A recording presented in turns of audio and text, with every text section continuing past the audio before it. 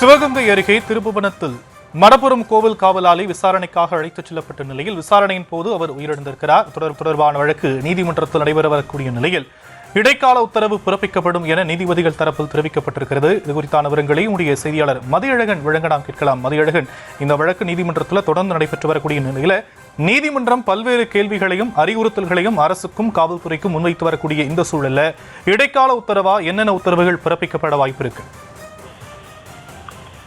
தற்பொழுது நீதிபதிகள் தங்களது உத்தரவுகளை பிறப்பித்து வருகிறார்கள். அதில் தற்பொழுது அரசு இந்த வழக்கை உணர்வுபூர்வமாக எடுத்து நியாயமான விசாரணையை சிபிசிஐடியின் சிறப்பு குழுவால் நடத்த வேண்டும். அதாவது ஏற்கனவே இந்த வழக்கு சிபிசிஐடிக்கு மாற்றப்பட்டு இருக்கிறது. ஆனால் தற்பொழுது நீதிபதிகளை பொறுத்தவரை இந்த வழக்கை உணர்வுபூர்வமாக எடுத்து நியாயமான விசாரணையை சிபிசிஐடியினுடைய சிறப்பு புலனாய்வு குழு, சிபிசிஐடிக்கு மாற்றப்பட்டிருந்தாலும் கூட சிபிசிஐடியிலேயே சிறப்பு புலனாய்வு குழுவால் விசாரணை நடத்த வேண்டும். அப்படி என்றால் புதிதாக விசாரணை குழு நியமிக்கப்படுவதற்கான வாய்ப்புகள் இருக்கிறது. அதை தான் நீதிபதிகள் இந்த உத்தரவில் தெரிவித்திருக்கிறார்கள். மேலும் இந்த சட்டவிரோத மரணத்திற்கு காரணமான உயரதிகாரிகள் முதற்கொண்டு இதில் தொடர்புடைய அனைவர் மீதும் உரிய நடவடிக்கை எடுக்கப்பட வேண்டும். இது நீதிமன்றத்தின் உத்தரவாக இருக்கிறது.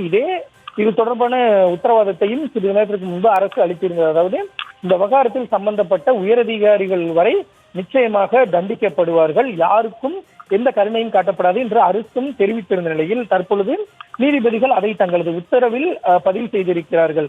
இந்த சட்டவிரோத மரணத்திற்கு காரணமான உயரதிகாரிகள் முதற்கொண்டு தொடர்புடைய அனைவர் மீதும் உரிய நடவடிக்கை எடுக்கப்பட வேண்டும். இது தற்பொழுது நீதிபதிகளுடைய உத்தரவாக இருக்கிறது. மேலும் இந்த வழக்கில் சில சாட்சிகள் அளிக்கப்பட்டு இருக்கின்றன.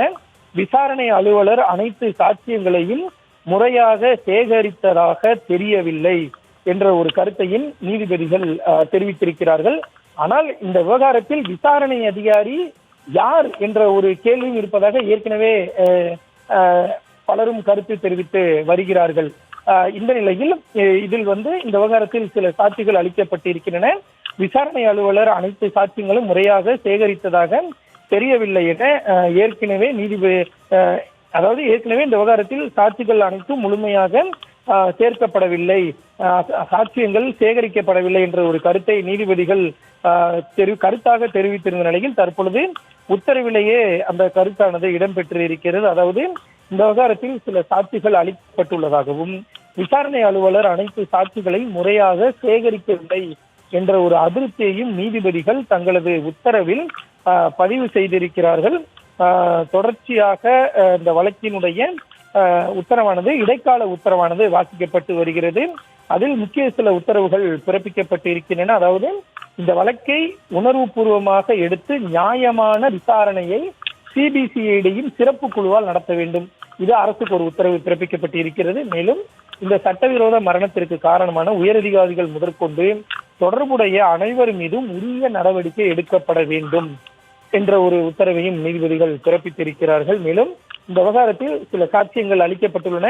விசாரணை அலுவலர் அனைத்து சாட்சியங்களையும் முறையாக சேகரிக்கவில்லை என்ற ஒரு கருத்தையும் நீதிபதிகள் தங்களது உத்தரவில் பதிவு செய்திருக்கிறார்கள்.